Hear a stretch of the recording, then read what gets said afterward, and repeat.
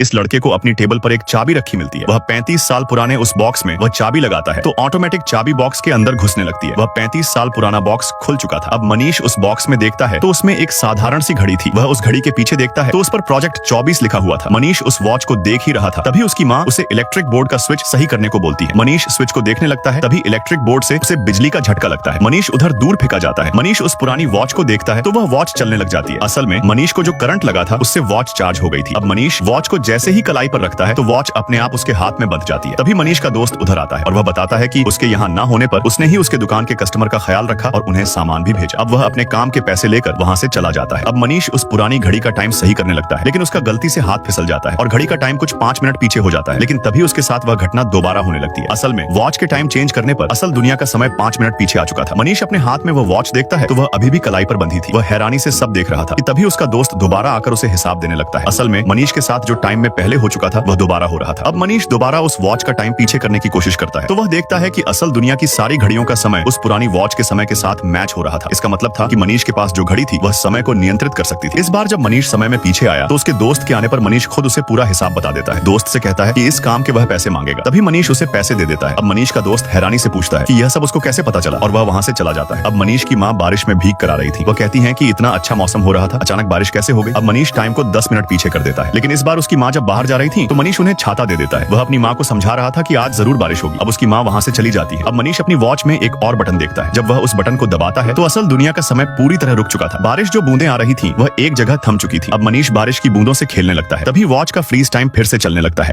मनीष अपनी मर्जी से समय को कंट्रोल कर सकता था या समय को रोक भी सकता था। असल में जो घड़ी उसे मिली थी उससे वह टाइम को नियंत्रित करके अपने हिसाब से चला सकता है। अब मनीष जैसे ही अपनी दुकान खोलता है वह लड़की मनु उसकी दुकान के साथ ही ऊपर उठ जाती है। अब मनीष उसकी मदद करता है और उसे नीचे उतार देता है। अब मनु उससे कहती है उसकी वजह से उसकी वॉच टूट गई। मनीष उसकी वॉच फ्री में ठीक करने को बोल देता है। अब मनु बताती है उसे यह वॉच उसके दादाजी ने दी है जो तुमने तोड़ दी। अब वह बोलता है कि उसकी वॉच ठीक हो जाएगी, उसे इतनी चिंता करने की जरूरत नहीं। तभी मनीष अपनी वॉच का टाइम पीछे घुमाता है। वह वक्त में पीछे आकर अच्छे से तैयार होकर उसी लड़की का इंतजार कर रहा था, लेकिन वह देखता है कि मनु की वॉच उसकी वजह से नहीं टूटी, वह तो पहले से ही खराब थी। अब मनीष बदला लेने के लिए वह वास नीचे गिरा देता है और इंतजार करता है कि मनु जैसे ही दुकान के पास आएगी वह उसे गले लगा लेगा, लेकिन इस बार उसका दोस्त मोटा हवा में उठ जाता है। अब वह उसे बिना देखे ही मोटे की मदद कर देता है। अब मनीष उसे साइड करके मनु के पास जाता है और उसे पहले ही वॉच का नाम बता देता है। मनु हैरानी से उसे देख रही थी। अब मनीष उसे सब कुछ बता रहा था जैसे वह वॉच उसके दादाजी ने उसे दी थी। वह पूरी तरह से हैरान थी, वह जानती नहीं थी मनीष अभी टाइम में पीछे आया है। अब मनु वॉच सही होने का उससे टाइम पूछती है। मनीष उसे 2 बजे आने को बोलता है। अब वह पहले से तैयार होकर बैठा था क्योंकि वॉच का इस्तेमाल करके वह करेक्ट 2 बजे आगे आ गया था। वह मनु को उसकी घड़ी रिपेयरिंग की कॉस्ट बता देता है, लेकिन वह जल्दी में थी तो मनीष अपनी वॉच से टाइम को रोककर अपनी दुकान से स्क्रू ड्राइवर निकालकर उसकी स्कूटी में पंचर करने लगता है। लेकिन वॉच का टाइम फिर से चलने की वजह से मनु उसे देख लेती है और उसे रंगे हाथ पकड़ लेती है। लेकिन मनीष दोबारा अपनी वॉच से टाइम को पीछे करके फिर एक बार फ्रीज कर देता है। अब इस बार जल्दी से स्कूटी के टायर में स्क्रू ड्राइवर डाल देता है। स्कूटी के पंचर होते ही वो टाइम को नॉर्मल करके अपनी सीट पर आ जाता है।